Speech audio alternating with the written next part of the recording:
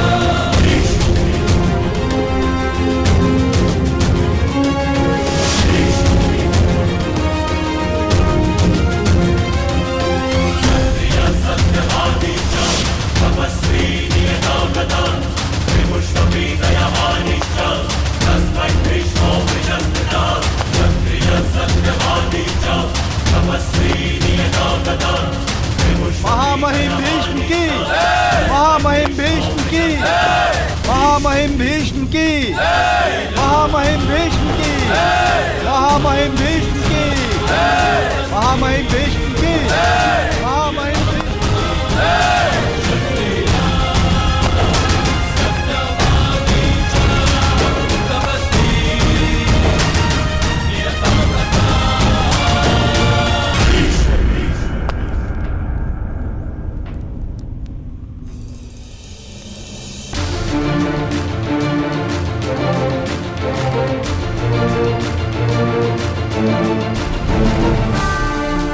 महामहिम भीष्म, एक सूत ने इतने लोगों के सामने धनुष उठाने का अपराध किया है।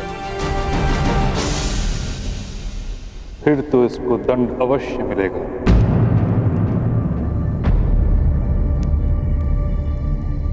मदनजय,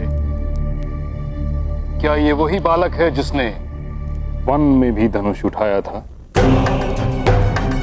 हाँ महामहिम, और इसने अनेक वनवासियों पर प्रहार भी किए थे। फिर तो घोर अपराध हुआ है सेनानायक मदनजय। जी महामहिम भीष्म, अब आप ही न्याय कीजिए। न्याय तो महामंत्री करेंगे।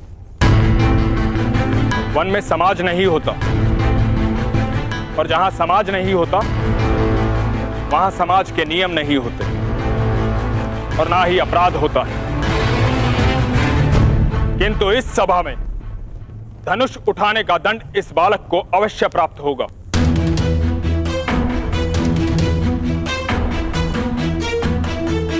भ्राता विदुर, अगर अनुमति हो तो दंड मैं निश्चित करूंगी।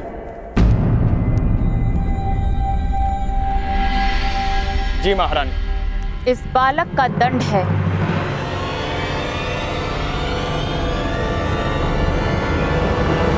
कि आज भोजन में इसे पूरे 7 लड्डू खाने होंगे।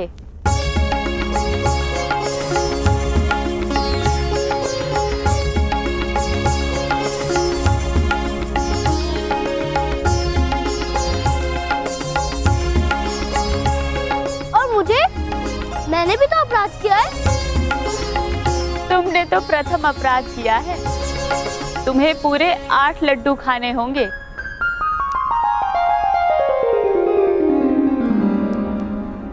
आपको हस्तिनापुर में वास करने की अनुमति है। आप भूगत ग्राम में जाकर बस सकते हैं सज्जन, किंतु हस्तिनापुर में कुरुओं की परंपरा का पालन करना होगा। सारी परंपराएं अच्छे से जान लीजिएगा।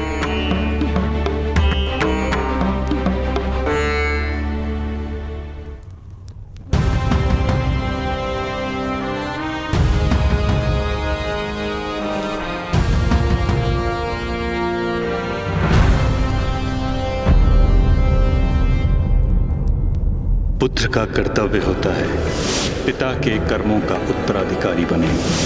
धनुर्विद्या केवल क्षत्रियों के लिए होती है। तुम सूत के पुत्र हो, तुम्हें सूत ही बने।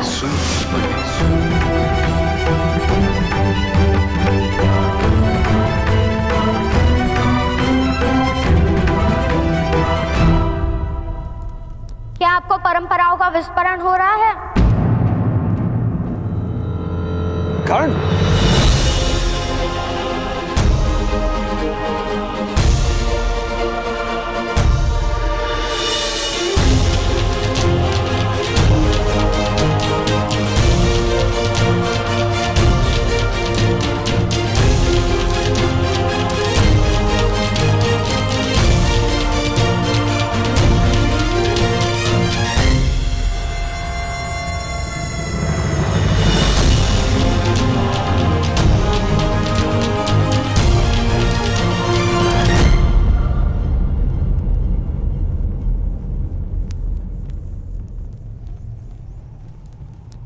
आज धनुष नहीं लेंगे मेरे हाथों से।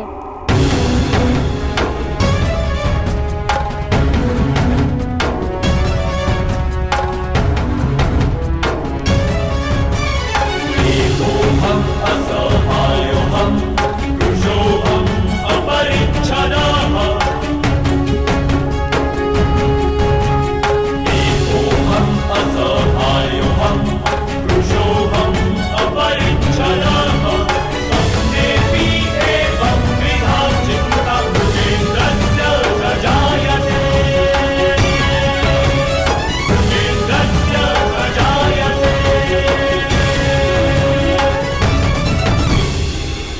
आज के पश्चात तुमसे धनुष लेने की आवश्यकता नहीं पड़ेगी, ऐसी आशा करता हूं।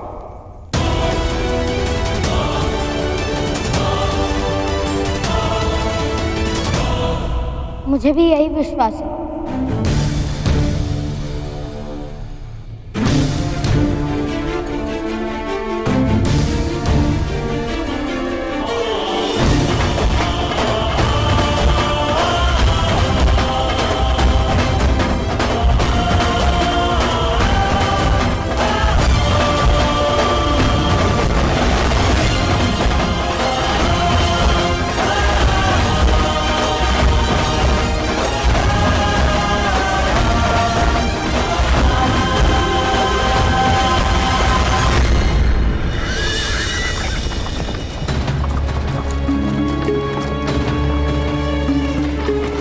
पुत्रकार, हस्तिनापुर की व्यवस्था पर प्रश्न उठाना उचित नहीं था। किंतु पिताश्री, मैंने तो उनकी परंपरा का पालन किया है। महामहिम विष्णु ने वन में मेरे हाथों से धनुष ले लिया था, ये कहकर कि सूतों को शस्त्र उठाने का अधिकार नहीं। तो मैं हस्तिनापुर में धनुष कैसे उठा सकता था? इसलिए मुझे धनुष लौटाना उचित लगा। पिताश्री, वो क्या है?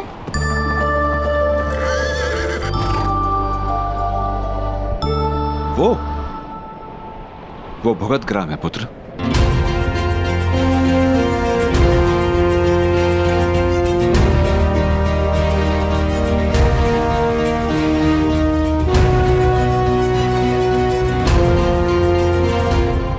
ग्राम है तो आवास कहाँ है पिताश्री? गांव के नाम से जान नहीं पाए तुम? भूगल अर्थात भूमि के अंदर, उस पर्वत के अंदर आवास है।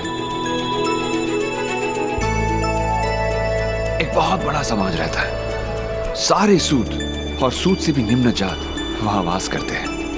क्या सूतों को भूमि पर वास करने का अधिकार नहीं पिताश्री?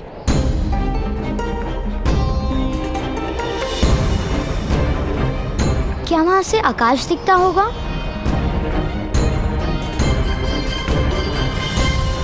या हमें आकाश देखने का भी अधिकार नहीं?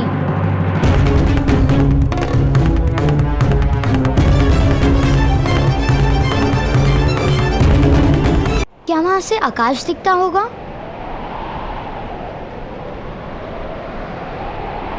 या हमें आकाश देखने का भी अधिकार नहीं? देखो पुत्र, मनुष्य की शक्ति देखो। पर्वत का अंतर काटकर आवास बना लेता है। विपदाओं को चीरकर जो मार्ग बना लेता है, वही शक्तिमान है। तो क्या विपदा जैसा कुछ भी नहीं?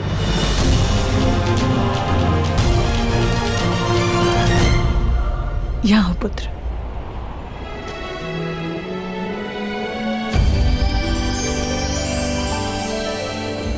विपदा सुख और सामर्थ्य प्राप्त करने का अवसर है कर्ण। जो विपदा से पराजित हो जाता है, उसे जीवन में सुख का अनुभव कभी नहीं मिलता है। किंतु जो विपत्ति को अवसर बना लेता है, सुख उसी को मिलता है।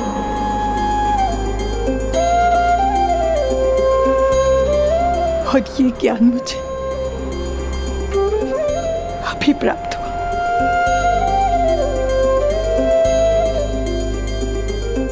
अगर पहले प्राप्त होता तो जीवन के कई वर्ष सुख से भर जाते।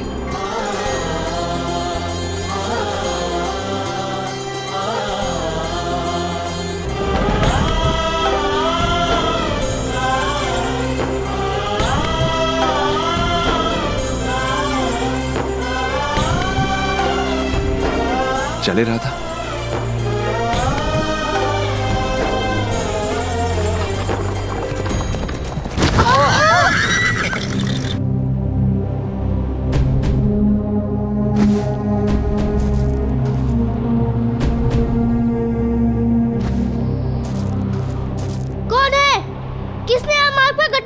क्या? कौन है? सामने आओ, युद्ध करो मुझसे। शोण, क्या कर रहे हो? विपत्ति का अवसर बना रहा हूँ पिताश्री। प्रथम रथ से वस्तु उतारो, अन्यथा विपत्ति में संपत्ति चली जाएगी। चलो।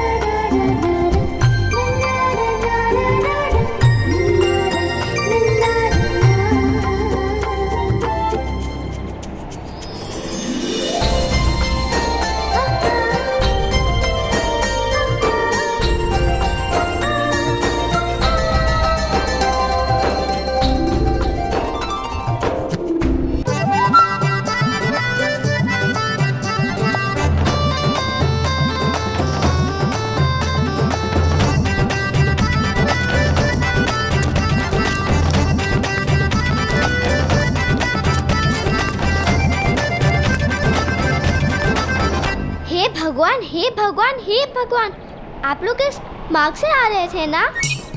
और आपका रथ मार्ग पे ऐसे रुड़क रुड़क के चल रहा था कि वो गड्ढे में गिर गया ना? तुमने किस प्रकार जाना? हमने वहाँ से देखा कि आपका रथ गड्ढे में गिर गया। आप सब सुरक्षित तो है ना? किसी को कोई घाव तो नहीं हुआ? हाँ, हम सब स्वस्थ हैं। केवल हमारा रथ अस्वस्थ है। जिसने भी ये गड्ढा निर्मित किया है उसके तो प्राण ले लूंगा मैं। विपत्ति का अवसर बनाना जानता हूँ मैं। अवश्य। माता महोदय, आप रहने दीजिए। मेरे मित्र जाके सारी वस्तु निकाल आएंगे। आप अतिथि है ना? उत्तम, वामिल, जाके रथ में से सारी वस्तु निकाल आओ। यदि आपको रथ का पहिया बिठाना है तो मेरे पिताश्री बहुत बड़े प्रसिद्ध रथ कर्मी हैं और भुगत ग्राम के सूतों के नेता हैं। शीघ्र ही आकर रथ को ठीक कर देंगे। केवल 2 मुद्रा दाम में लेंगे। उसकी कोई आवश्यकता नहीं है। मैं भी रथ निर्माण करता हूँ, स्वयं कर लूंगा। नहीं, आपके पास सारे साधन नहीं होंगे। मैं कहूँगी पिताश्री से, अगर 2 मुद्रे अधिक है तो 1 मुद्रा में ही आपका कार्य कर देंगे। मेरे पिताश्री मेरी बात अवश्य मानेंगे। आप स्वस्थ होकर बैठिए। कितनी प्यारी है ना? क्या नाम है तुम्हारा? वैशाली। और तुम्हारे पिताश्री का? सुदृढ़भान।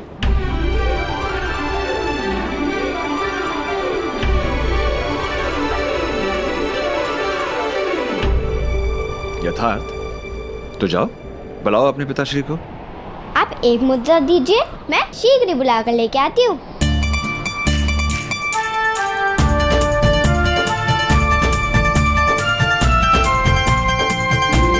अच्छा, मिट्टी वाले हाथ। तो ये गड्ढा इसने निर्मित किया है।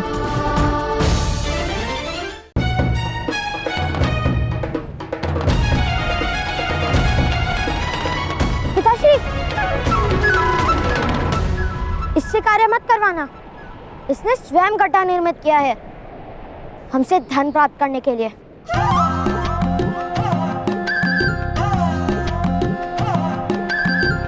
नहीं, मैं ऐसा क्यों करूंगी? ये तो मिथ्या आरोप है। मेरे पिता के पास धन नहीं है क्या? विश्वास कीजिए मेरा, मैं कोई चोर नहीं हूँ। केवल सुविधा के लिए प्रथम मुद्रा मांग रही हूँ। यदि आप कहेंगे तो आपकी सारी वस्तुएं भी मेरे मित्र गांव तक पहुंचा देंगे। कोई आवश्यकता नहीं। आवश्यकता है पुत्र।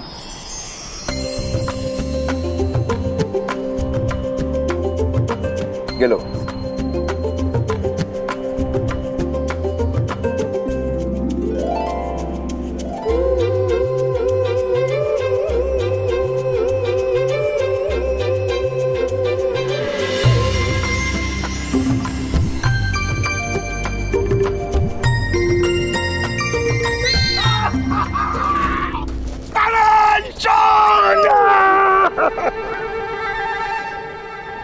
नमस्कार अधिरथ।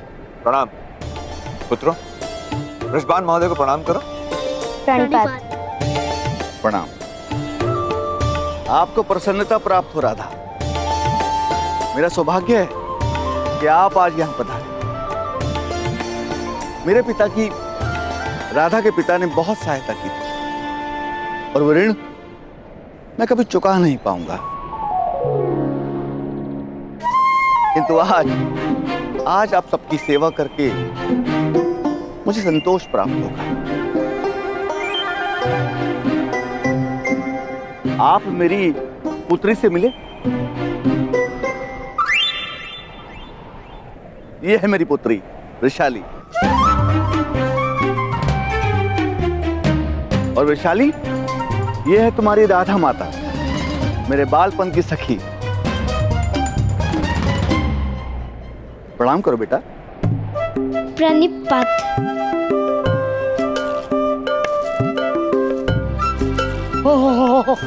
ये क्या हुआ?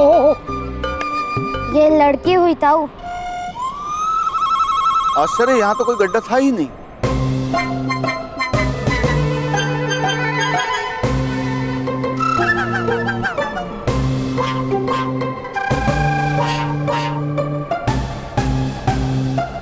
इस लड़की और इसके मित्रों ने हमारे साथ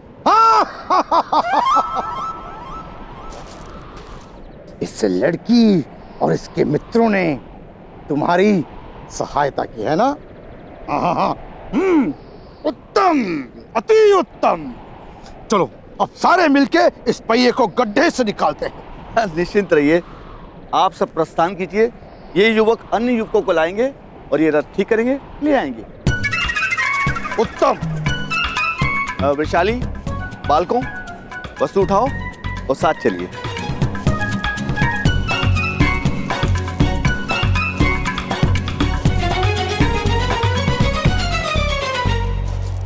नाम क्या है तुम्हारा? शोन। ये मेरे भ्राता कर्ण। आप दोनों नए हैं? आप दोनों का कोई मित्र भी नहीं है? यहाँ के सारे बालक बहुत भयावह है। और ये उत्तम प्रतिदिन 2 हत्या करता है।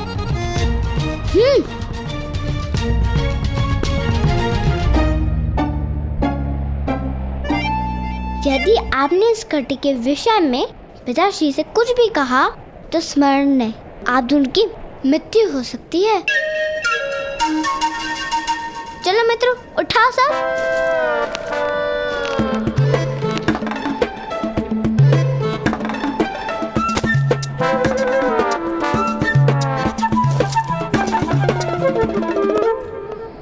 वृषाली, मेरा भाग मुझे यही दे दो। पिताजी मुझे वेद पाठ करने के लिए बुला रहे हैं।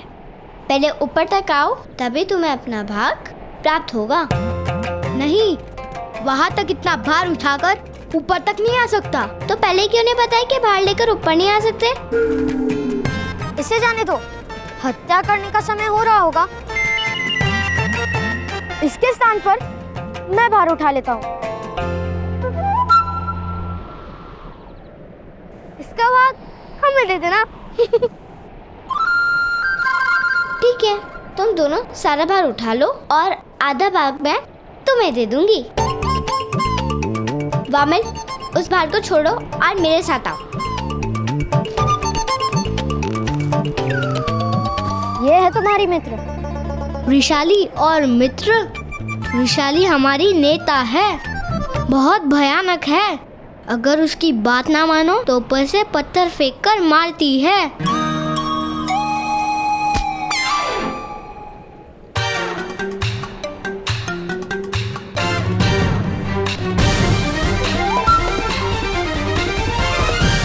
ये तो क्षत्रियों से भी गई हुई है। जैसे हस्तिनापुर में महाराज धृतराष्ट्र का शासन है, वैसे यहाँ वृषाली का शासन चलता है।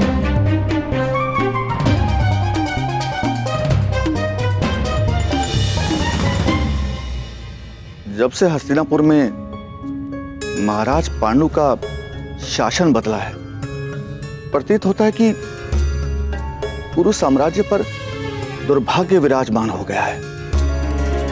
महाराज धृतराष्ट्र अयोग्य नहीं है, किंतु उनके अंतर में विष भर दिया गया है। जब महाराजा पांडु और महारानी कुंती का शासन था, तब हमारी स्थिति ऐसी नहीं थी।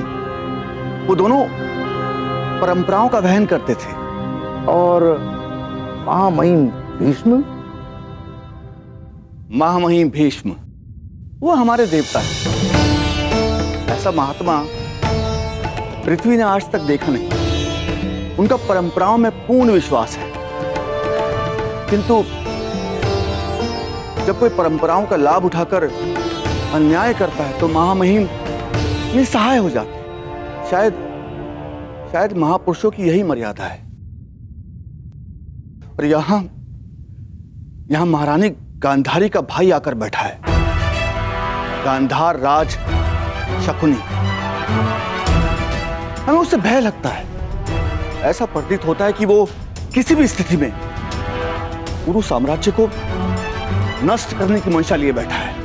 किंतु कोई अपनी ही बहन का साम्राज्य क्यों नष्ट करेगा?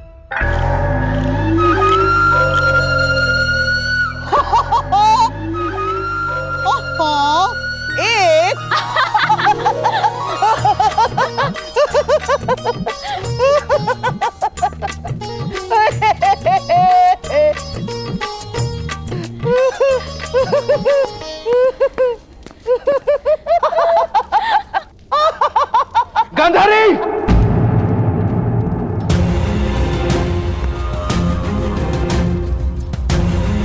18 महीनों में पुत्र नहीं दे पाई हो तुम मुझे गांधारी। 18 महीनों में एक स्वप्न पूरा नहीं कर पाई हो तुम मेरा। अरे 18 महीनों में एक बार भी मन विचलित नहीं हुआ तुम्हारा? जिस महादेव ने तुम्हें 100 पुत्रों का वरदान दिया है, उस महादेव से प्रश्न पूछने के स्थान पर तुम यहाँ द्यूत खेल रही हो। महादेव!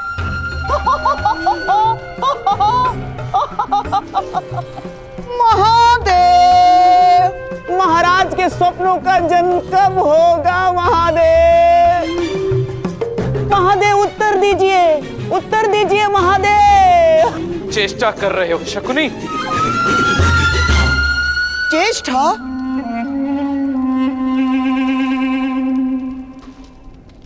चेष्टा महाराज? नहीं महाराज नहीं। जिस दिन महामहिम ने गांधार से मेरी बहन के लिए आपके विवाह का प्रस्ताव लाया था, उसी दिन से मैंने चेष्टा करना छोड़ दिया है महाराज। चेष्टा करना छोड़ दिया है महाराज। अब तो केवल प्रयत्न करता हूं।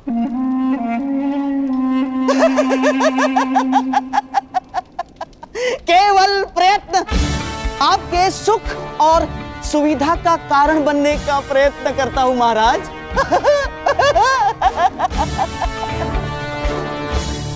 कब होगा मेरा पुत्र गांधारी? क्यों तुमने अपने प्रसव रोक रखे हैं? क्यों तुम मेरे सुख में बाधा बनना चाहती हो? मैं तो आपके सुख का साधन बनना चाहती हूँ महाराज। जिस संतान की आप प्रतीक्षा कर रहे हैं, जिस संतान के लिए आपने स्वप्न सजा रखे हैं, उस संतान की एक माता भी प्रतीक्षा कर रही है। यदि मैं अपना गर्भ चीर कर आपको आपकी संतान दे सकती तो अवश्य दे देती, किंतु मैं निसहाय हूँ। आपके प्रश्नों का कोई उत्तर नहीं है मेरे पास महाराज। तो उत्तर ढूंढो गांधारी। मुझे मेरे उत्तराधिकारी की आवश्यकता है। जो सिंहासन मुझे दान में प्राप्त हुआ था, वो सिंहासन मेरे पुत्र को अधिकार में प्राप्त होगा। यदि तुम मुझे पुत्र नहीं दे सकती तो मुझे तुम्हारी कोई आवश्यकता नहीं। मैं तुम्हारा त्याग करके किसी और स्त्री से अपना पुत्र प्राप्त कर लूंगा।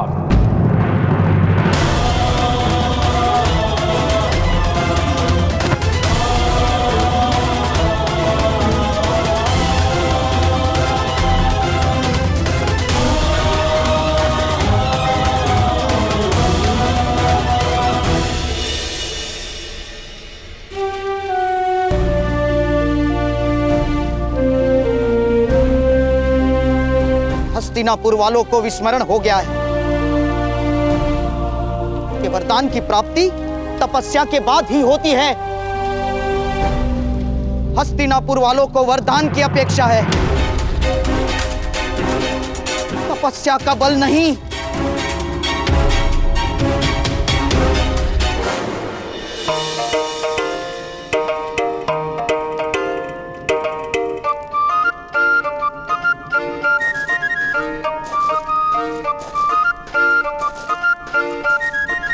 लाओ, हमारा आधा भाग दो। आधा भाग? क्यों?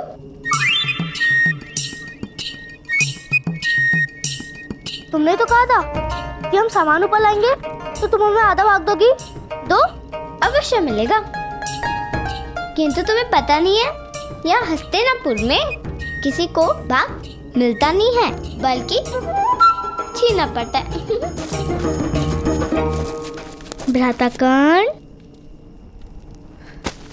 यदि भाग मांगने से ना मिले तो उसे छीन लेना ही उचित होता है।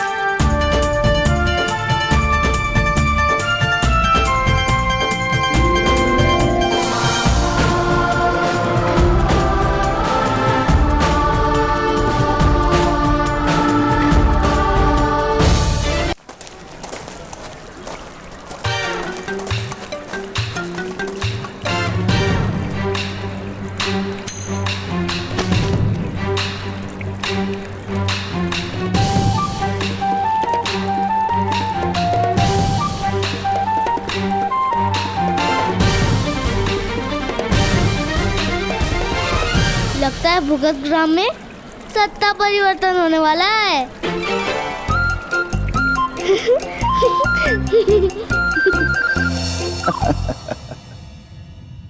अधिरथ महोदय, हम जैसे दरिद्र लोग संबंधों में विश्वास रखते हैं, और जिनके पास सत्ता होती है उन्हें संबंधों से क्या, वे लोग सत्ता में ही तृप्त रहते हैं।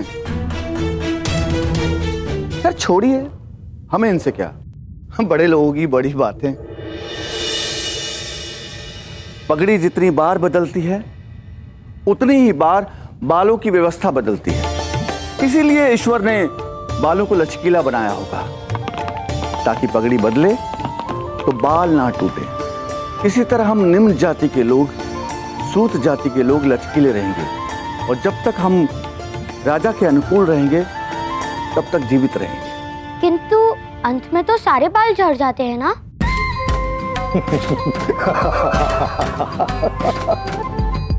तो पगड़ी को क्या अंतर पड़ता है? बहुत बुद्धिमान हो तुम वैशाली। इसे कहते हैं बुद्धि, और जिसे तुम समझती हो उसे कहते हैं दुर्बुद्धि, समझी? अब कर्ण और शोण इस गांव में बसने आए हैं, उनसे कुछ सीखो। अधिरथ महोदय, आपको चिंता करने की कोई आवश्यकता नहीं है।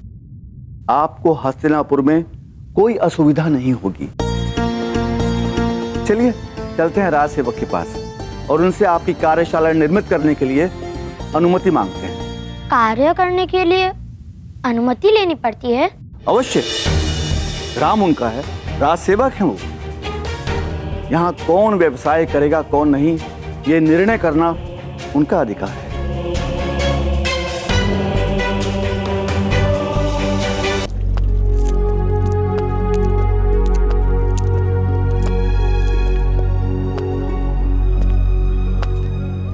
राज सेवक से भेंट हो सकती है?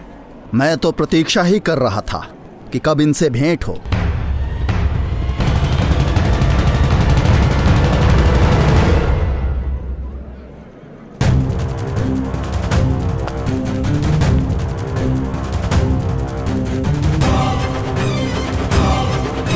क्योंकि ये सज्जन गुफा से बाहर निकले उससे पूर्व मेरे भ्राताश्री ने उन वनवासियों को पराजित कर दिया था।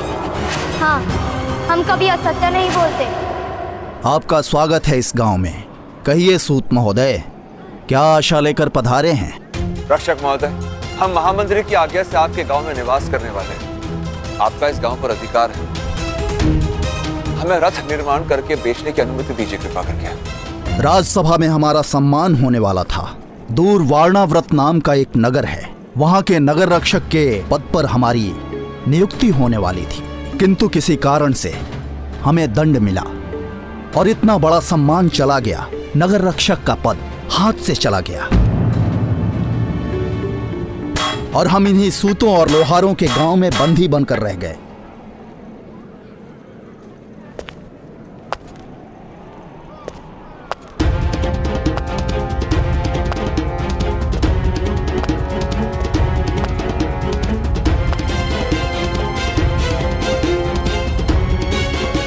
आपके पुत्रों के कारण हमारी सारी आशाएं धूल में मिल गई। अब हमारे कारण आपकी आशाएं राख हो जाएंगी। आपको मेरे गांव में कार्यशाला आरंभ करने की अनुमति नहीं है। और एक बात सुनिए, हस्तिनापुर में सूतों के निवास के लिए बस एक ही गांव है, अन्यत्र कहीं आप वास भी नहीं कर पाएंगे। हस्तिनापुर का त्याग करना होगा आपको। किंतु महामंत्री ने हमें निवास की आज्ञा दी है। इसलिए तो हम इन्हें निकाल नहीं सकते, किंतु ऐसी स्थिति तो बना ही सकते हैं कि ये लोग यहां रह न पाएं। जाइए।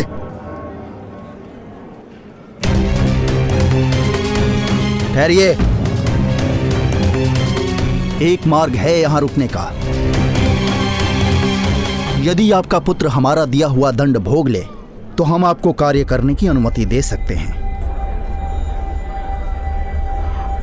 सुन लो सूतों, इस गांव की सीमा पर एक पाताल कूप है।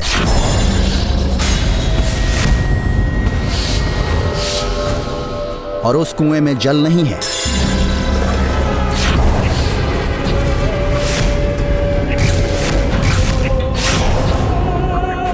अपराधियों को उस कुएं में डाल दिया जाता है और जो अपराधी उस कुएं से स्वयं निकल आता है उसके अपराध क्षमा कर दिए जाते हैं। वैसे उस कुएं से आज तक कोई बाहर नहीं निकल पाया है। तुम्हारे पुत्र को उस कुएं में डाला जाएगा कल प्रातःकाल।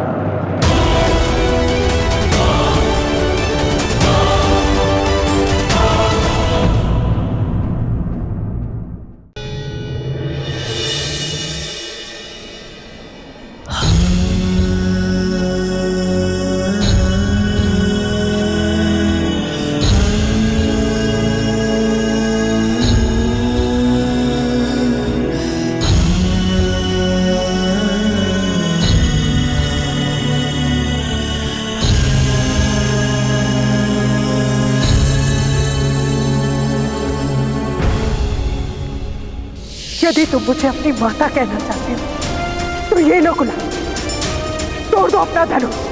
माँ, मैं धनुष छोड़ दूंगा। मैं धनुष स्पर्श भी नहीं करूंगा। मैं आपके चरणों में पड़ा रहूंगा। आपका प्रत्येक आदेश मानूंगा। पुत्र कर्ण,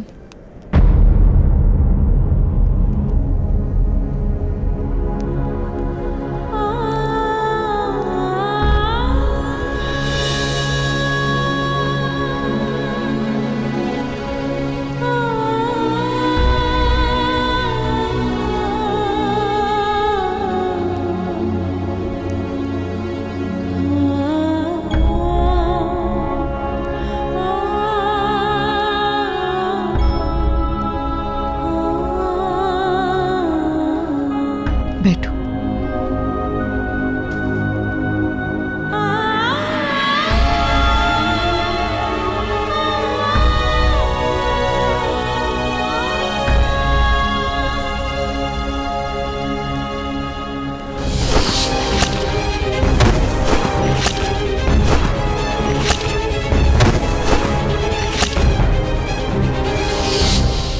तुमने इसी धनुष से मेरी रक्षा की है ना? हाँ माता, और इसी धनुष के कारण मैंने आपका वचन तोड़ा था। मुझे क्षमा कर दीजिए, मुझसे भूल हो गई। नहीं पुत्र, भूल तुमसे नहीं, मुझसे हुई। तुमसे वो वचन लेना ही भूल था। तुम्हें तुम्हारे सबसे बड़े सुख से वंचित करना मेरा भूल था कर्ण। ये धनुष तुम्हारा सबसे बड़ा सुख है। नहीं माता, मेरा सबसे बड़ा सुख आपका प्रेम है, और आपने जीवन भर मुझे वो प्रेम प्राप्त करने का अवसर दिया है।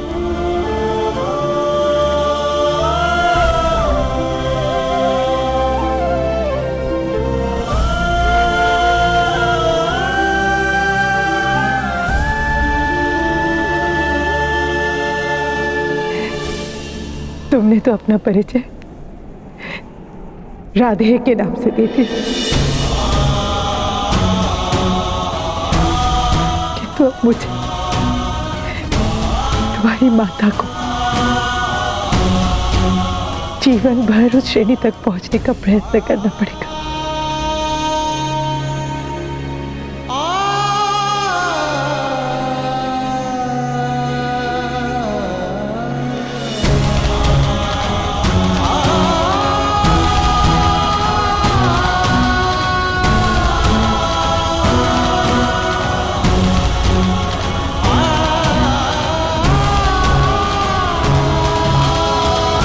माता की श्रेणी तो सबसे ऊपर होती है ना माता? आप अपनी श्रेणी से क्यों उतरेंगी? मैं अपनी श्रेणी उठाने का प्रयत्न करूंगा।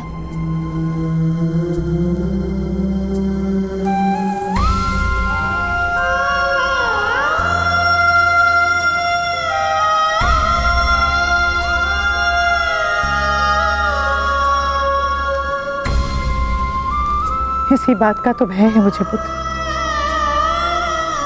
क्योंकि तुम्हारे पास सामर्थ्य भी है और संकल्प। किंतु पुत्र, तुम जब जब धनुष उठाओगे तुम्हें केवल संघर्ष का सामना करना होगा, और मैं अब नहीं चाहती कि तुम्हारे जीवन पथ पर कोई भी विपत्ति आए। माता, आपने कहा था ना कि विपत्तियों को अवसर बनाना चाहिए।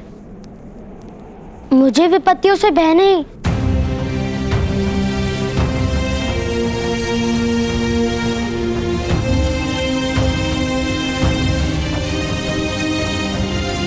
जानती हूं तुम्हें किसी से भय नहीं, ना मनुष्य से, ना मनुष्य के बनाए व्यवस्था से।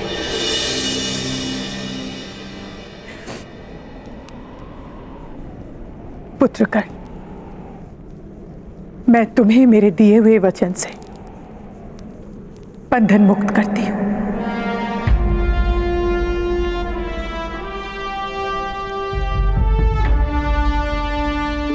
किंतु समाज के बनाए बंधन से तुम्हें मुक्ति नहीं मिल पाएगी कर्ण। तुम जब जब धनुष स्पर्श करोगे, ये समाज तुम्हें दंड देगा और तुम्हें दिया गया हर दंड तुम्हारे माता के हृदय पर लगा घाव होकर। तुम्हारे पुत्र को कोई दंड दे सके, ऐसी स्थिति वो उत्पन्न ही नहीं होने देगा। और यदि कोई दंड भोगना भी हो तो वो तुम्हारा पुत्र स्वयं निश्चित करेगा।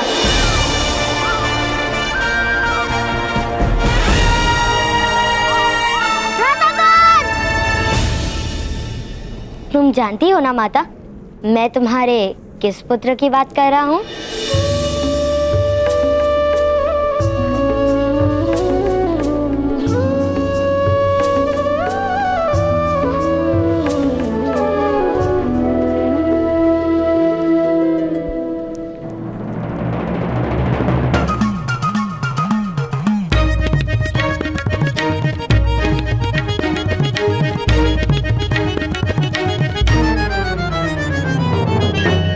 मुद्रा का है, या तो मुद्रा दो या तो मृत्यु के प्राप्त हो जाओ।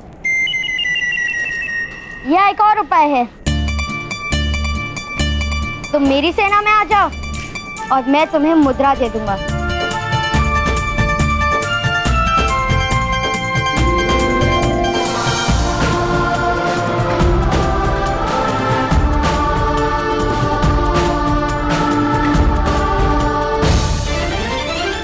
में केवल एक ही सेनानायक है और वो है वैशाली। भूगतग्राम तो बहुत बड़ा है, यहाँ और भी सेनाएं होंगी, अर्थात और भी सेनानायक होंगे। चलो मैं तुम्हें स्वयं भूगतग्राम दिखाती हूँ। यदि कोई और सेना नहीं मिली तो तुम दोनों को मेरी सेना में आना होगा। यदि कोई और सेना मिल गई तो तुम्हें मुझे अपना सेनानायक मानना पड़ेगा। असंभव, कोई दंड नहीं दे सकता मेरे पुत्र को। इस छोटे से जीवन में जितने दंड भोगने थे भोग लिए उसने। उसके माता ने भी दंड दिए उसे आज तक।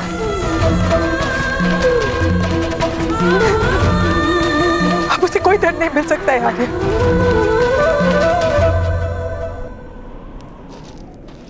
उसे कोई दंड नहीं दिया जाएगा राधा।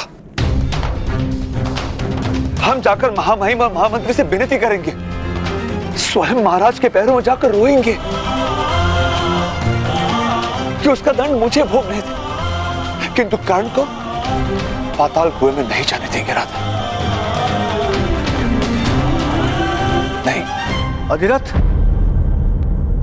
आपका राज सेवक के सामने आक्षेप करना या आवेदन करना उचित नहीं है। राजा प्रतिक्षण आप सबकी रक्षा नहीं कर सकता। शिक्षा और रक्षा ये दोनों कार्य होते हैं राज सेवक के, और यदि इनमें से एक राज सेवक के सामने भी आपने अपना आवेदन किया तो सारे अन्य राज सेवक आपके प्रति विष भर लेंगे, क्रोध भर लेंगे और आप सबका जीना दुभर हो जाएगा।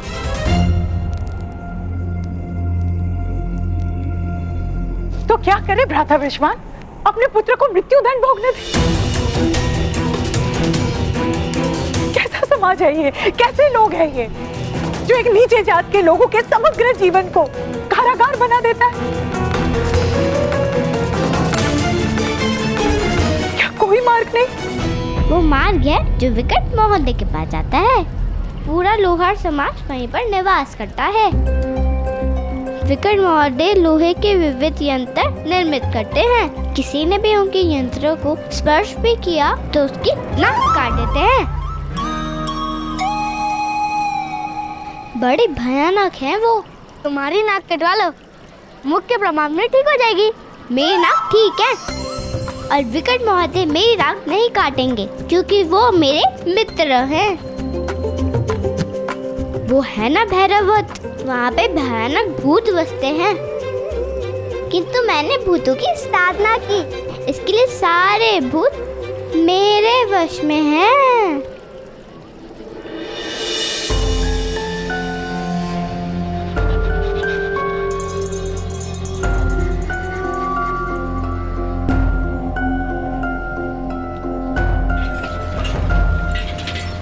वृषाली, वो क्या हो रहा है?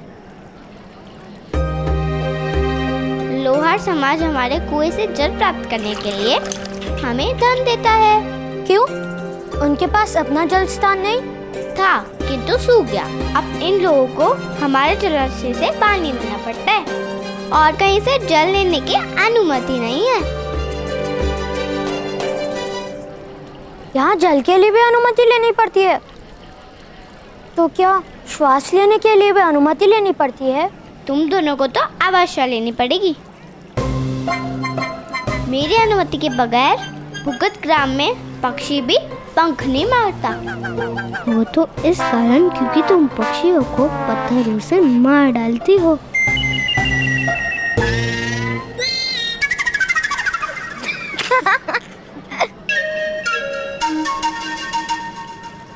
तो देख लिया हमारा गांव, मिला कोई सेना नायक। इसके लिए कहती हूँ, अगर मेरी सेना में रहोगे तो सुख से रहोगे, अन्यथा तुम दोनों की मृत्यु भी हो सकती है। मृत्यु? अन्य और कोई मार्ग नहीं। भ्राताश्री, तुम जो जीवन जी रहे हो वो मृत्यु से भयानक नहीं। हर क्षण है कि छाए में रहना मृत्यु नहीं तो क्या है।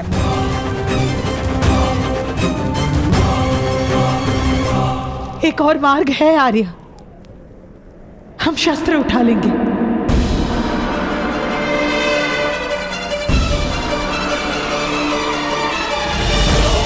अपने पुत्र की रक्षा हेतु।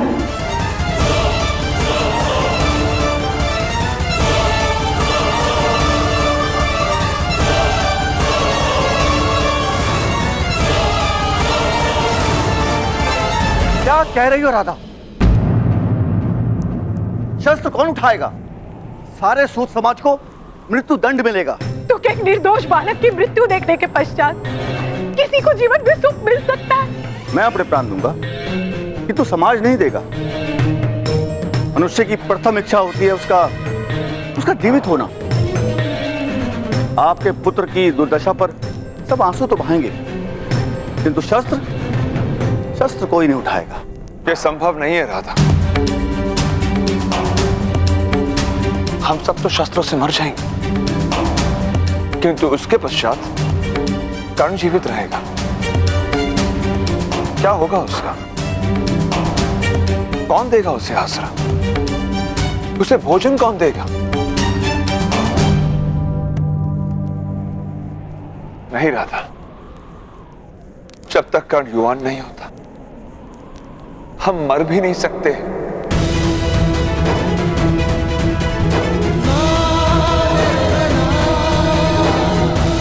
हम रात को ही छुप कर चले जाएंगे, वन में वनवासियों की भांति जीवन जिएंगे।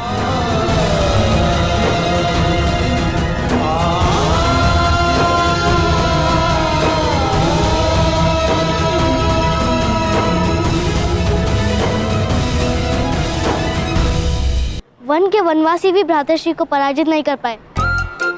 उन्हें तुम्हारी सेना में रहने की क्या आवश्यकता है? वनवासियों और नगर जन्म में बहुत फर्क है। नगर जन्म की मार कभी कभी मनुष्य जान भी नहीं पाता। वृषाली, वृषाली, क्या हुआ सैनिक? वृषाली, मेरे पिताश्री कह रहे थे कि कल प्रातःकाल कर्ण को पाताल कुएं में डाल दिया जाएगा।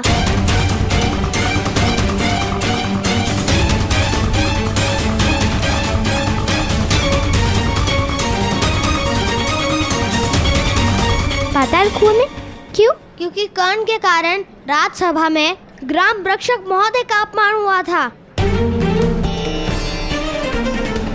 इसलिए उसे दंड दिया जा रहा है। यदि कर्ण ने दंड नहीं भोगा तो उसके पिता को धन प्राप्ति के लिए कार्य करने की अनुमति नहीं दी जाएगी। पाताल कुआं बहुत भयानक है।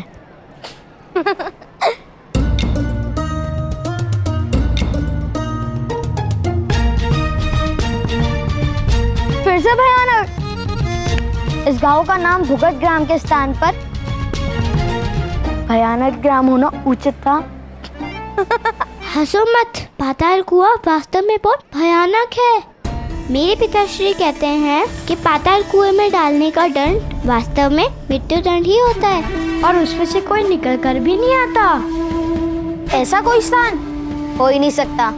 तुमने उस कुएं को देखा नहीं है? उस कुएं का अंत नहीं दिखता, केवल अंधकार दिखता है। तो चलो अंधकार दिखाते हैं।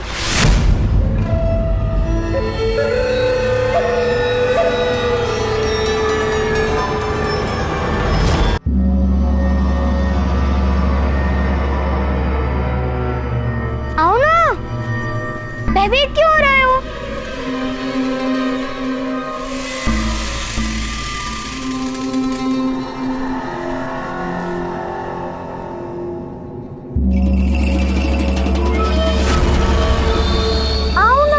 कुछ नहीं होगा, भयभीत मत हो।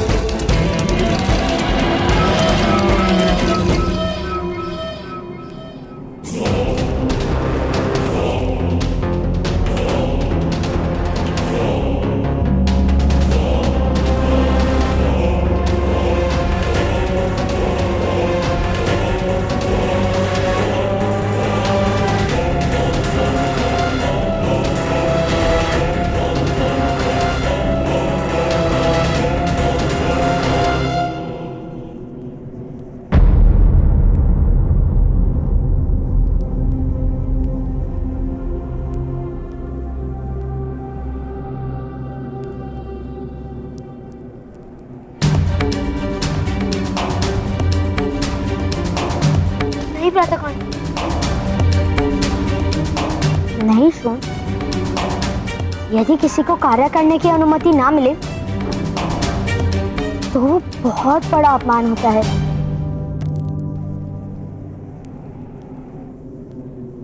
क्या तुम पिताश्री का अपमान होते हुए देख सकोगे?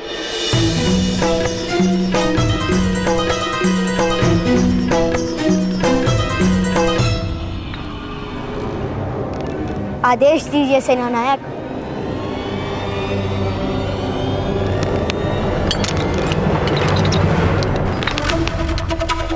आपने किसी बालक को देखा? 10 वर्ष का है।